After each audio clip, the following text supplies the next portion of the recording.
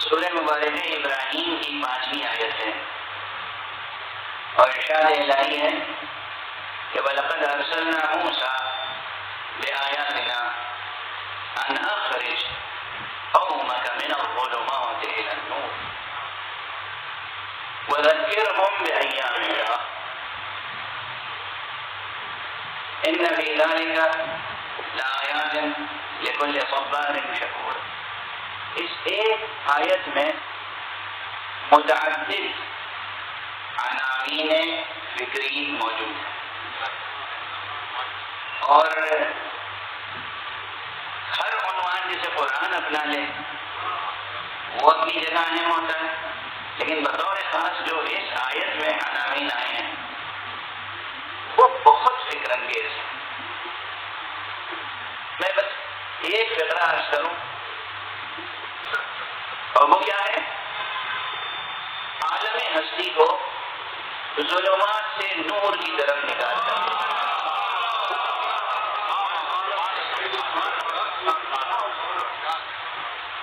حضرت حق سبحانہ و تعالیٰ کا تکوینی منصوبہ بھی یہی ہے کہ مخلوقات کو ظلمات سے نکال کر نور تک لے جائے، اور تشریعی منصوبہ بھی یہی ہے کہ مخلوقات خود ظلمات سے نکل کے نور تک پہنچے ہیں۔ اسی لیے میں نے کہیں یہ بات کہی ہے کہ عموماً بحثیں ہوتی ہیں اللہ کے نوری بندوں کے لیے کہ وہ نوری ہیں یا نہیں ہیں۔ میں کہتا ہوں کہ یہ سوال نہ کیجیے مجھ سے کہ وہ کیا ہیں، ان کی کنہ حقیقت آپ کی سمجھ میں آنے والی نہیں ہے۔ آپ اس پر ضرور غور کریں کہ آپ خاکی ہیں،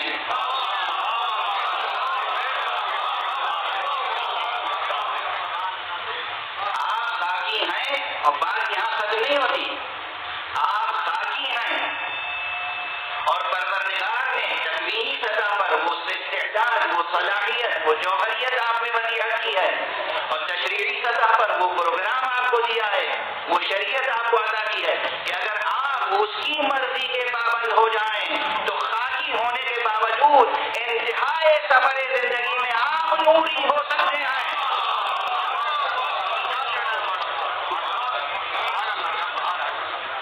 سمجھتا ہوں کہ پیغام تو یہی 2-3 جملوں میں مکمل منتقل ہو گیا آپ تک، اور ہمارے ہم خاکی ہیں، آپ خاکی ہیں، اس میں کوئی شک ہے؟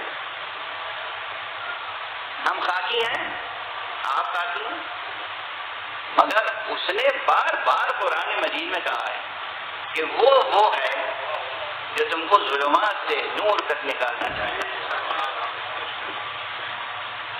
ایک آیت تو یہی میں نے ابھی آپ کے سامنے تلاوت کر دی، ہمارے جناب نجم الحسن جعفری صاحب پروردگار ان کا سایہ برقرار رکھے، صحت و عافیت سے رکھے۔ آج ان سے ایک ظفر یہ ہوا ہے کہ میرے سامنے جو کھڑی ہوتی تھی وہ ہٹا دی ہے انہوں نے، لیکن میں پھر بھی کوشش کروں گا کہ سلسلے بیان زیادہ دراز نہ ہو، صلوات پڑھ دیجیے گا۔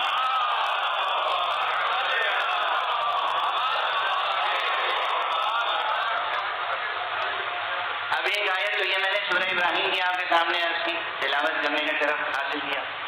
وَلَقَدْ أَرْسَلْنَا مُوسَىٰ، اور ہم نے موسیٰ کو بھیجا بآیاتنا، اپنی نشانیوں کے ساتھ، معجزات کے ساتھ۔ کس لیے بھیجا؟ أَنْ أَخْرِجْ قَوْمَكَ مِنَ الظُّلُمَاتِ إِلَى النُّورِ، کہ تم اپنی قوم کو ظلمتوں سے نور کی طرف نکال کے لاؤ۔ اور اس کے بعد یہ خود ایک عنوان ہے، یعنی اگر پورا عشرہ صرف اسی فقرے پر دیکھیے نا، اخراج الناس، اخراج الخلق من الظلمات الى النور، مخلوقات کا، لوگوں کا، انسانوں کا، مومنین کا ظلمتوں سے نور کی طرف نکال کر لے جانا۔ یہ ایک صدر کتنی تشریح چاہتی ہے، کتنے غور و فکر کی ضرورت ہے اس پر۔ ظلمات سے مراد کیا ہے؟ ظلمات جمع ہے، اور عجب یہ نقطہ ہے قرآن مجید میں بار بار ظلمات جمع کے صیغے میں آیا ہے کلمہ، نور ہمیشہ واحد کے کلمہ. ظلمتوں سے نکالنا اور نور تک پہنچانا، نور تک لے جانا.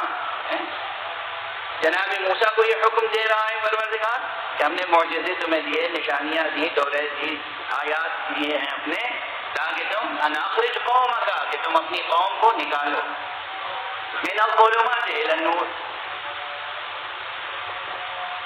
آپ حضرات کو انشاءاللہ آیت الکرسی تو آپ کے ورد میں شامل ہوگی. آیت الکرسی کے بعد جو دو آیتیں اور پڑھتے ہیں اس میں کیا ہے؟ اللہ ولی الذین آمنوا. کیا ہے اس کے بعد؟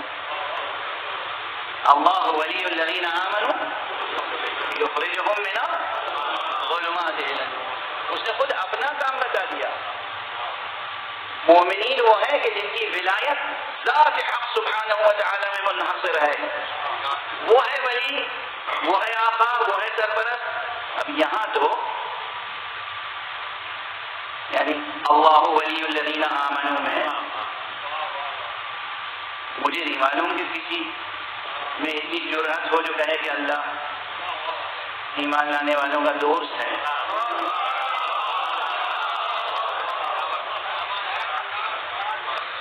آپ کو سباب دیکھیے، اللہ ولی الذین آمنوا یخرجہم من الظلمات الی النور. اللہ ایمان لانے والوں کا ولی ہے، یعنی ہر اعتبار سے سرپرست ہے، بدون استثناء، بلا استثناء. ہر اعتبار سے وہ سرپرست ہے، حاکم ہے، آقا ہے، مولا ہے، مالک ہے. اللہ ولی الذین آمنوا. اور کرتا کیا؟ یخرجہم، وہ نکالتا ہے انہیں ظلمتوں سے نور کی طرف. خود وہ نکالتا ہے ظلمتوں سے نور کی طرف. نبی کو اپنے حکم دے رہا ہے کہ نکالو انہیں ظلمتوں سے نور کی طرف. ایک آیت اور یاد آ رہی ہے اس وقت، غالباً سورہ مبارکہ احزاب کی 43ویں آیت ہے، اگر میرا حافظہ اس وقت خطا نہیں کر رہا ہے.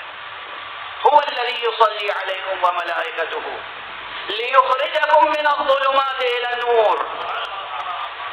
وہی ہے وہ پروردگار جو تم پر رحمتیں فرماتا ہے اور اس کے ملائکہ، تاکہ تم ظلمتوں سے نور کی طرف نکل کے جاؤ.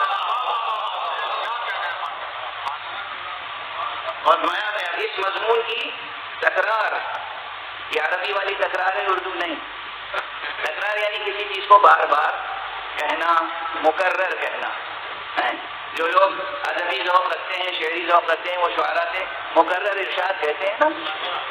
مکرر ارشاد کے معنی یہ ہوتے ہیں، بچوں کو بتا رہا ہوں، بزرگوں سے یہ سوء ادب نہیں کر سکتا میں. مکرر ارشاد کے معنی ہوتے ہیں کہ دوبارہ آپ اسے پڑھ لیں. یہ مکرر جو ہے وہ اسی سے تکرار، تکرار یعنی دوبارہ یا بار بار. تو یہ ایک مضمون پروردگار بار بار قرآن مجید میں ارشاد فرما رہا ہے.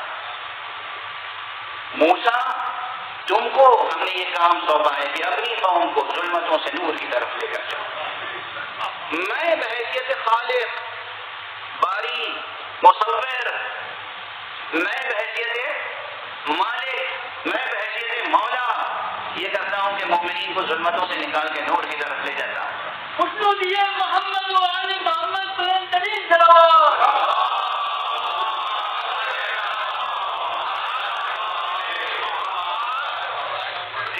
والذی یصلی علیکم.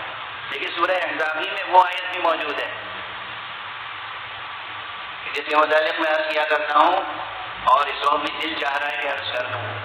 کئی بار عرض کر چکا ہوں مختلف ممبروں پر، مختلف مقامات پر، لیکن یہ آج پہلی ہی مجلس ہے اس سفر میں، تو پھر عرض کر رہا ہوں.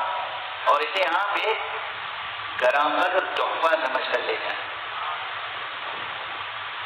یہ جو آیت صلوات ہے، ان اللہ وملائکتہ یصلون علی النبی یا ایھا الذین آمنوا صلوا علیہ وسلموا تسلیما.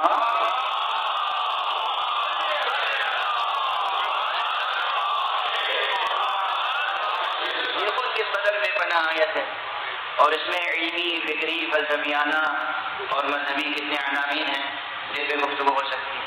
لیکن جو جملہ میں نے کہا تھا وہی دہرا رہا ہوں، کوئی تازہ بات چھیڑنے کا وقت ہی نہیں ہے اس وقت، کہ دیکھیے وہ مالک ہے، وہ مالک ہے، قادر مطلق ہے، آقا ہے، خالق ہے، رازق ہے، محیی ہے، ممیت ہے، حی ہے، قیوم ہے، وہ اپنے بندوں کو جو کام کرنے کے لیے بھی حکم دے، اسے حق ہے اور اس نے دیا ہے. سینکڑوں بلکہ ہزاروں احکام قرآن مجید میں ہیں. اقیموا الصلاۃ، تم نماز پڑھو، آتوا الزکوٰۃ، تم زکوٰۃ دو، یہ کرو یہ نہ کرو، محرمات یہ ہیں، واجبات پورے قرآن مجید میں تلاش ہے.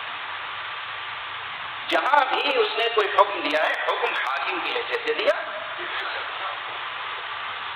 یہ عجب حکم ہے. یہ نہیں کہا تم یہ کرو. جتنا میں سوچتا ہوں لطف کبریا اور اس کے بعد مقام و مرتبہ سید المرسلین، حضور کا مرتبہ اوبر کے سامنے. دیکھو میرے بندو، دیکھو مومنوں، دیکھو مسلمانوں، میں یہ کرتا ہوں، میرے مخصوص فرشتے یہ کرتے ہیں، تم بھی کیا کرو.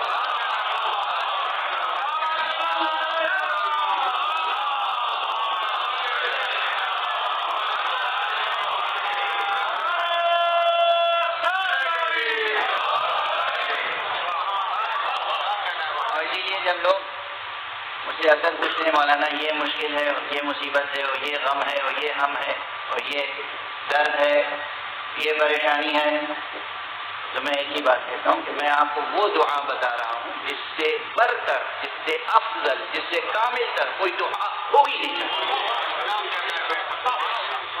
یعنی عقیدت میں نہیں کہہ رہا ہوں، ذوق، ذاتی ذوق کے تحت نہیں کہہ رہا ہوں. یہ حقیقت قرآن کی آیت ہے. ان اللہ، بے شک بالتحقیق خدا، وملائکتہ، اور اس کے مخصوص ملائکہ اس نبی کی ثنا کرتے ہیں، اس نبی پہ صلوات بھیجتے ہیں، اس نبی پہ درود بھیجتے ہیں. اے ایمان لانے والے، تم بھی صلوات کے چاہو، تم بھی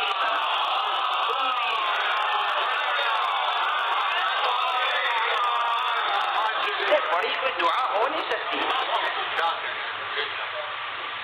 اس سے بڑی کوئی دعا ممکن نہیں ہے. ایک چھوٹا سا خطرہ یاد آ گیا. حضرت امام ثامن الحجج، امام رضا علیہ السلام،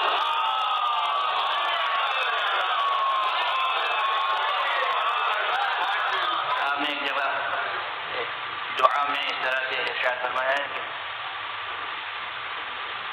اللہم صل علی محمد و آل محمد. اس کے بعد وہ عبارت آگے بڑھتی ہے اور کہتے ہیں یا من شرفت الصلاۃ بالصلاۃ علیک، اے وہ ہستی جس کے اوپر درود کے سبب سے یہ نماز باشرف ہوتی ہے.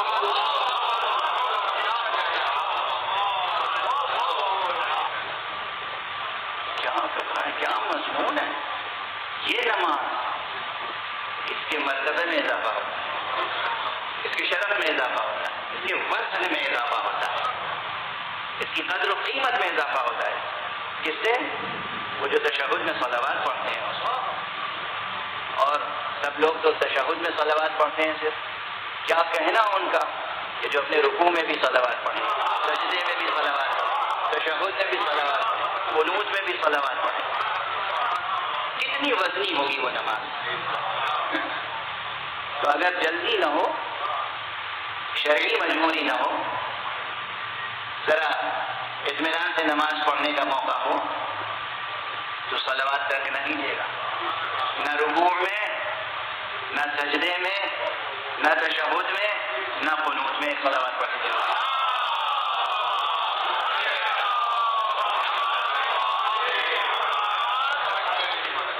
تو یہ درمیان میں بات آ گئی. اسی سورہ مبارکہ میں یہ سورہ احزاب، جس میں یہ سورت، یہ آیت صلوات ہے، یہ آیت صلوات ہے پیغمبر کے لیے اور اہل بیت پیغمبر کے لیے. اسی میں آیت صلوات ہمارے اور آپ کے لیے ہے. هو الذي يصلي عليكم وملائكته ليخرجكم من الظلمات الى النور. وہی ہے وہ پروردگار کہ وہ اور اس کے فرشتے تم پر رحمتیں نازل کرتے ہیں تاکہ تم ظلمتوں سے نکل کر نور تک پہنچو. خدا کی قسم آج اس وقت ممبر پر آتے آتے یہ آیت ذہن میں آئی اور پھر میں عرض کر رہا ہوں کہ آپ سوچتے رہیے جو دانشور ہیں، جو سائنٹسٹ ہیں، جو مفکر ہیں، فلسفی ہیں، ادیب ہیں، سوچتے رہیں صرف یہ عنوان ظلمتوں سے نور کی طرف اخراج. کتنا ریاض فکر چاہیے، کیسی ریاضت فکر چاہیے، کتنی گہری سوچ درکار ہے، کتنی بلند سوچ درکار ہے. اور پھر سوچ صرف نہیں، کامل ترین نظریہ وہی ہوتا ہے جو قابل عمل ہو. کامل ترین نظریہ وہی ہوتا ہے کہ جو انسان کی زندگی کو ایک مستحکم طرز حیات عطا کرے. وے آف لائف، یہ وے آف لائف کہاں سے آتا ہے؟ سوچ سے. سوچ ایسی مستحکم ہو کہ اس سے طرز عمل بھی حاصل ہو جائے انسان. بہرحال اب یہ بے پناہ مضمون ہے کہ وَلَقَدْ أَرْسَلْنَا مُوسَىٰ بِآيَاتِنَا أَنْ أَخْرِجْ قَوْمَكَ مِنَ الظُّلُمَاتِ إِلَى النُّورِ. ہم نے موسیٰ کو بھیجا اپنی نشانیاں دے کر، اپنی آیتیں دے کر، اپنے معجزے دے کر کہ تم اپنی قوم کو ظلمتوں سے نور کی طرف لے کر جاؤ. ایک یہ عنوان. اب یہاں ٹھہر جاؤں اور دامن بحث کو سمیٹ لوں. اس وقت میں نے عرض کیا تھا ابتدائی گفتگو میں کہ اللہ سبحانہ و تعالیٰ کا ایک تکوینی منصوبہ ہے اور ایک تشریعی منصوبہ. یہ ہے کہ ہم آج تک جو ہمیں تعلیم کیے گئے ہیں عبادات، رسوم عبادات، مراسم شرعیہ، ان میں سے ہر ایک الگ الگ نظر آتا ہے. ہر فریضہ، ہر واجب، ہر مستحب الگ الگ نظر آتا ہے. نماز الگ ہے، اس کی ایک شکل و صورت. روزہ ایک الگ حقیقت ہے، زکوٰۃ ایک الگ حقیقت ہے، حج ایک الگ حقیقت ہے، عمرہ ایک الگ حقیقت ہے، زیارت ایک الگ حقیقت ہے، اور اسی طرح. لیکن ان تمام میں ایک جوہری عنصر مشترک ہے. یہ سب کے سب دراصل انسان کو ظلمتوں سے نکال کر نور تک لے جاتے ہیں.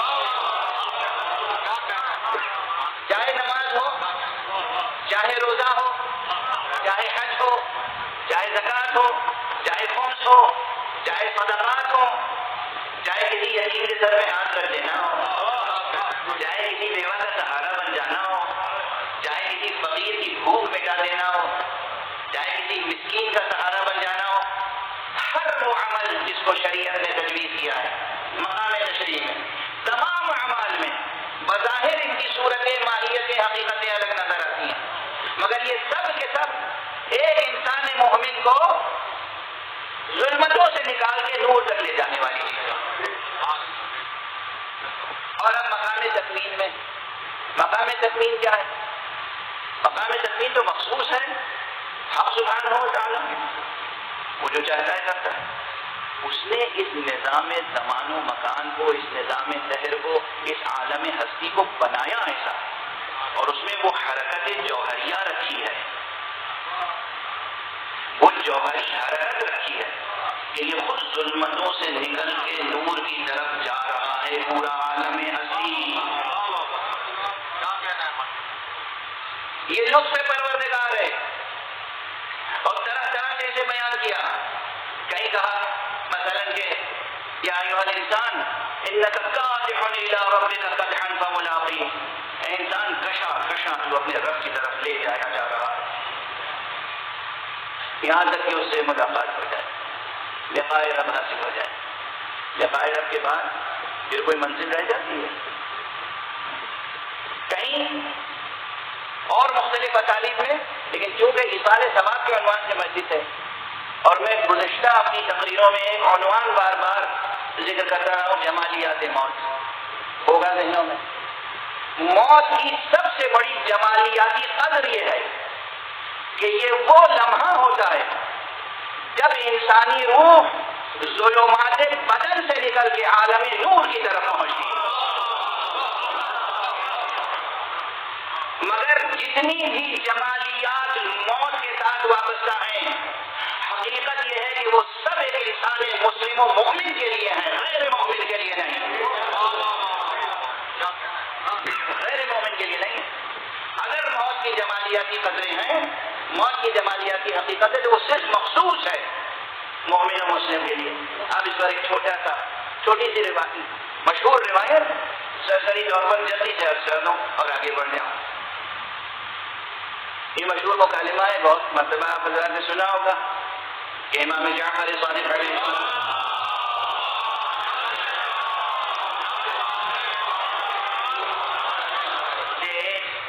اپنے وقت کے اس وقت کے ملحد نے سوالات کیے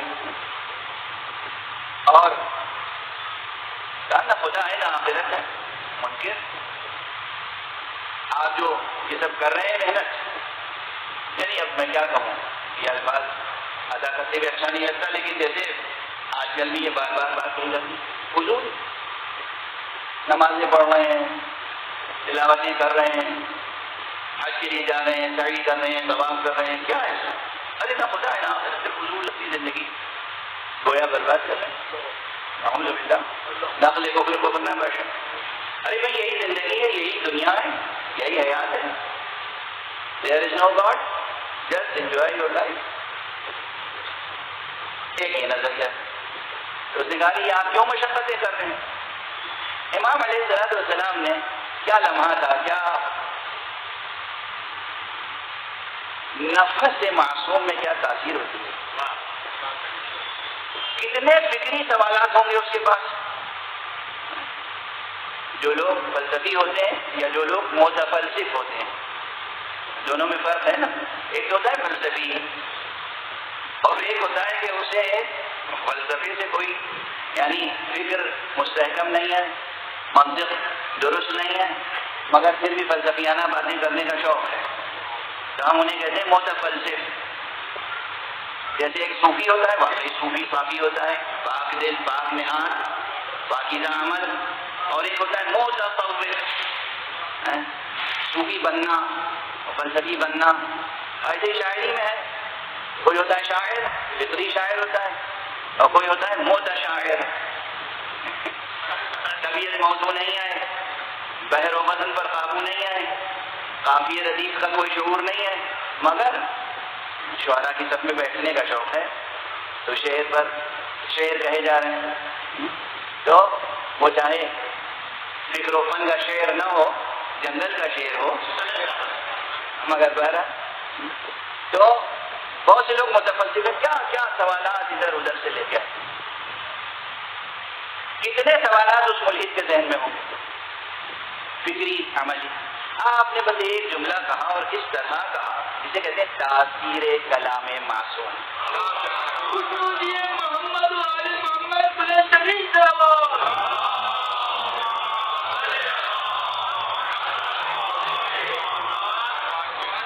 کہ بھائی معاملہ بہت آسان ہے، سادہ ہے، تم ہمارا غم نہ کھاؤ۔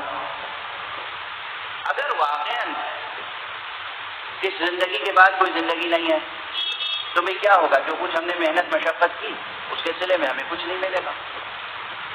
لیکن اگر واقعاً ہے، اگر خدا ہے، اگر آخرت ہے، اگر بہشت ہے، اگر فردوس اعلیٰ ہے، اگر یہ تمام وعدے آسمانی کتابوں میں جو کیے گئے ہیں سچ ہیں، تو ہم نے تو جو کچھ کیا ہے ہمیں ملے گا۔ اس وقت تم کیا کرو گے؟